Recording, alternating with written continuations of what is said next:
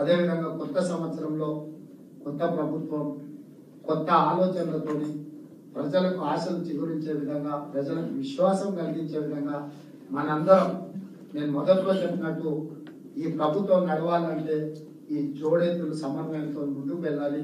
ప్రజాప్రతినిధులుగా మేము, పాలకులుగా, ప్రభుత్వం ఇచ్చే పథకాలను అమలు చేసే వాళ్ళుగా మీరు కలిసి ముందుకు వెళ్దామని తెలియజేస్తూ మీ అందరి దగ్గర సెలవు తీసుకుంటాం. Thank you. ఎస్పీల కాన్ఫరెన్స్ సమావేశంలో పాల్గొన్న ఉప ముఖ్యమంత్రి బట్టి విక్రమార్క గారు, సహచర మంత్రివర్గ సభ్యులు, చీఫ్ సెక్రటరీ గారు, డీజీపీ గారు, ఇతర ఉన్నత అధికారులకు, అదేవిధంగా తెలంగాణలో ఉన్న అన్ని జిల్లాల నుంచి వచ్చిన కలెక్టర్లు, ఎస్పీలు, అడిషనల్ కలెక్టర్లు, ఇతర అధికారులందరికీ కూడా కొత్త ప్రభుత్వం తరఫున మీకు అందరికీ స్వాగతం పలుకుతూ, ప్రధానంగా ఈ కాన్ఫరెన్స్, ఈ సమావేశం ఏర్పాటు చేయడానికి ప్రభుత్వం ప్రజలకు ఇచ్చిన హామీలు, తీసుకున్న నిర్ణయాలు అమలు జరగాలంటే అధికారులు, ప్రజాప్రతినిధులు జోడెద్దులాగా పనిచేయాలి. అప్పుడే అనుకున్న లక్ష్యం దిశగా మనం ప్రయాణం చేయడానికి అవకాశం ఉంటుంది.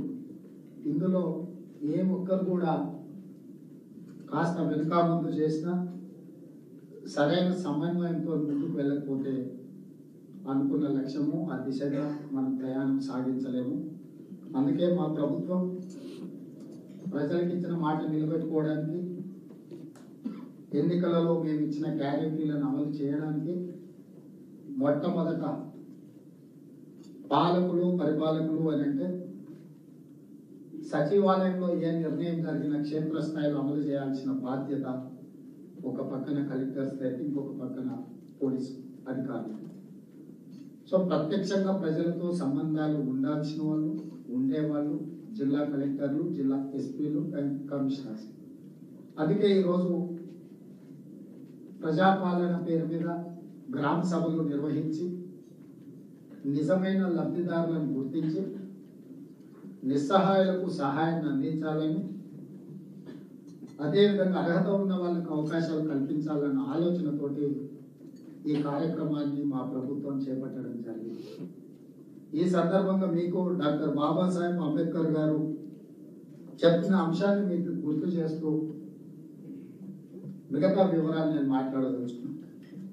అభివృద్ధి చెందడం అంటే అద్దాల మేడలు, రంగుల గోడలు కాదు. పౌరుల నైతికాభివృద్ధి నిజమైన దేశాభివృద్ధి.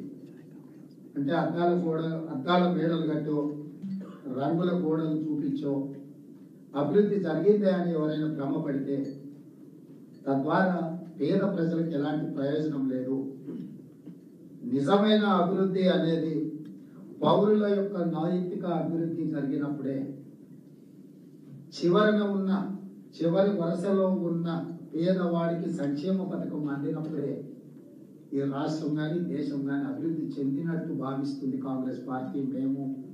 అందుకే ఈరోజు చివరి వరుసన నిలబడ్డ తండాలలో, గూడాలలో, మార్పుల పల్లెల్లో ఉండే ప్రతి పేదవాడికి ప్రభుత్వం అందించదలుచుకున్న సంక్షేమ పథకం చేరాలంటే చేరవేయాల్సిన వారసులు మీరే.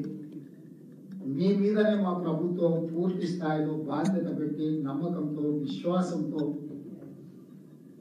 ఈ అభయహస్తం ద్వారా అమలు చేయబోయే 6 గ్యారెంటీలను, దానికి సంబంధించిన అర్హులైన నుంచి ఈరోజు వినతి పత్రాలను, లేకపోతే వాళ్ళ అప్లికేషన్స్ తీసుకోవాలని ఆలోచన చేసే ఈరోజు ఈ కార్యక్రమాన్ని తీసుకోవడం జరిగింది. అదేవిధంగా సివిల్ సర్వీసెస్ కు సంబంధించిన అధికారుల గురించి, అఖిల భారత సర్వీస్ అధికారుల గురించి ఒకవేళ చర్చించాల్సి వచ్చినప్పుడు మీరందరూ, మనమందరం గుర్తు చేసుకోవాల్సింది ఎస్ఆర్ శంకర్ గారు. వారి జీవిత కాలం సచివాలయానికి ఉదయం 9:30 గంటలకు నడుచుకుంటూ వచ్చి రాత్రి వరకు ఆయన దగ్గరకు వచ్చిన ప్రతి ఫైల్ని క్షుణ్ణంగా పరిశీలించి విధానపరమైన నిర్ణయాలు తీసుకొని అసలు అఖిల భారత సర్వీస్ అధికారులకు ఈ దేశంలోనే ఒక ఆదర్శప్రాయంగా నిలబడ్డది ఎస్ఆర్ శంకర్ గారు. మీరు ప్రతిరోజు ఉదయం మీ ఉద్యోగ ధర్మాన్ని మొదలుపెట్టేటప్పుడు ఎస్ఆర్ శంకర్ గారిని మీరు గుర్తు చేసుకుంటే డెఫినెట్గా మన విధానంలో కొంత మార్పు వస్తుంది, ప్రజలకు అది ఉపయోగపడుతుంది అని చెప్పి నేను బలంగా నమ్ముతున్నాను. వారికి ఆనాటి కేంద్ర ప్రభుత్వం గుర్తించి వారి సేవలను పద్మభూషణ్ అవార్డు ఇస్తే కూడా వారు సున్నితంగా తిరస్కరించి సన్మానాలకు ఇలాంటి అవార్డులకు నేను అతీతము, ఇలాంటివి నేను ఆశించడం లేదు, నేను నా బాధ్యత నెరవేర్చిన అని చెప్పి ఎస్ఆర్ శంకర్ గారు వినయంగా వినమ్రతతో కేంద్ర ప్రభుత్వం ఇచ్చిన పద్మభూషణ్ అవార్డును కూడా వారు తిరస్కరించడం ద్వారా వారు గొప్ప ఆదర్శవంతమైన అధికారిగా చరిత్రలో నిలిచిపోయింది. ఈరోజు ఇక్కడున్న మా ఉన్నతాధికారులకు, మా జిల్లా కలెక్టర్లకు, మా ఎస్పీలకు, మా అడిషనల్ కలెక్టర్లకు నా సూచన ఒక్కటే, ఈ ప్రభుత్వం అనేది ఫ్రెండ్లీ గవర్నమెంట్ అనేది అధికారులకు ఎంతవరకు అంటే మీరు ప్రజల చేత శబాష్ అనిపించుకున్నంత వరకే ఈ ప్రభుత్వం మీతో ఫ్రెండ్లీగా ఉంటుంది. మీ పరిపాలనలో లోపాలు జరిగినా, నిర్లక్ష్యం వహించినా, లేదా ఉద్దేశపూర్వకంగా రకరకాల నిర్ణయాలు తీసుకున్నప్పుడు తప్పకుండా ఈ ప్రభుత్వం వాటన్నిటిని కూడా సమీక్షించడం జరుగుతుంది. అదేవిధంగా మనం చాలా సందర్భాలలో కొన్ని ప్రత్యేకమైన అంశాలు మన దృష్టిని ఆకర్షిస్తాయి. కొంతకాలం పనిచేసిన అధికారులు వాళ్ళు బదిలీ అయినప్పుడు, ఎందుకంటే మీరు వివిధ రాష్ట్రాలలో పుట్టి పెరిగి అఖిల భారత సర్వీస్లో మీరు పోటీ పరీక్షలు రాసి మీరు ఐఏఎస్లుగానో ఐపీఎస్లుగానో సెలెక్ట్ అయ్యి తెలంగాణ రాష్ట్రాన్ని మీరు కోరుకొని ఇక్కడికి వచ్చిందంటే రాబోయే మీ జాయినింగ్ నుంచి మీ రిటైర్మెంట్ వరకు మినిమం 35 years మీరు ఇక్కడ రాష్ట్రంలో మమేకమైపోయి ఈ రాష్ట్రంలో పౌరులలాగా మీరు కూడా ఇక్కడ ఒక బాధ్యత తీసుకొని ఈ రాష్ట్ర నిర్మాణంలో అత్యంత కీలక పాత్ర పోషించడానికి మీరు ఈ రాష్ట్రానికి వచ్చారు. మీరు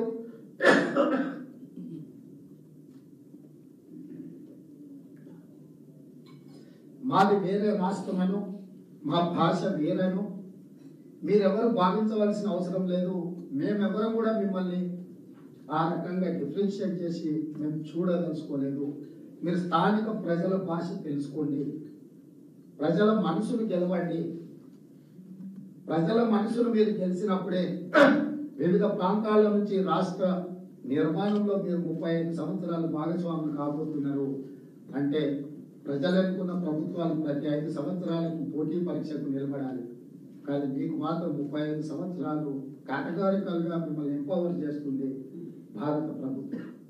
అంటే ఎంత నమ్మకంతో, విశ్వాసంతో మీకు 35 years టెన్యూర్ టర్మ్ ఇస్తున్నారంటే ఎంత జవాబుదారీతనంగా మీరు వ్యవహరించాలో మీరు ఆలోచన చేయండి. అందుకే కొంతమంది అధికారులు బదిలీ అయిపోతున్నప్పుడు ప్రజలే ప్రత్యక్షంగా అక్కడికి వచ్చి వాళ్ళని సన్మానం చేసి కొన్నిసార్లు అక్కడి పేద ప్రజలు కన్నీళ్లు పెడుతుంటారు, అరే ఇంత మంచి అధికారిని బదిలీ చేస్తున్న ప్రభుత్వం. కానీ మీ సుదూరమైన ప్రయాణంలో ఏ డిస్ట్రిక్ట్లో అయినా ఎక్కడైనా మీరు పనిచేసిన 3 years 4 years 5 years అంటే మ్యాక్స్ మీరు పనిచేయగలరు. మీరు ఎక్కడికి వెళ్ళినా ఈ తెలంగాణలో ఏ ప్రాంతంలో పనిచేసినా అది మీ బాధ్యత అనుకోని మీరు పనిచేయాలని మేము ఆశిస్తున్నాం. అలాంటి వాళ్లకు ప్రజలు కూడా అదే విధంగా గౌరవ మర్యాదల్ని ప్రదర్శిస్తుంటారు తెలంగాణ ప్రజలకి. అదేవిధంగా చట్టాలను రూల్స్ను అమలు చేసేటప్పుడు చట్టాలను రూల్స్ని మీరు ఎంత జాగ్రత్తగా ఆబ్జెక్టివ్ పర్పస్లో చూసుకొని అమలు చేస్తారో అధికారులకు మానవీయ కోణం అనేది ఉండాలి. చట్టాన్ని అమలు చేసేటప్పుడు మానవీయ కోణం ఉన్నప్పుడు తప్పకుండా 99% పేద ప్రజలు తీసుకొచ్చే సమస్యలకు పరిష్కారం చూపించే అవకాశం ఉంటుంది. మానవీయ కోణంతో ప్రజలు లేవనెత్తిన అంశాలను మనం అర్థం చేసుకోలేకపోతే మనం ఏ సమస్య కూడా పరిష్కారం చూపించలేము. బ్లాక్ అండ్ వైట్లో రూల్స్ను మేము ఇంప్లిమెంట్ చేస్తున్నామని అనుకోవడానికంటే కూడా మనకు బాధ్యత ఇచ్చింది, మనం ఈ కుర్చీలో కూర్చున్నది ఆ ప్రజల యొక్క సమస్యల్ని పరిష్కరించడానికి, మన దగ్గరకు వచ్చిన వాళ్ళ నమ్మకాన్ని పెంచడానికి మనం ఉన్నాము. మేమైనా మీరైనా మన దగ్గరకు వచ్చే వాళ్ళ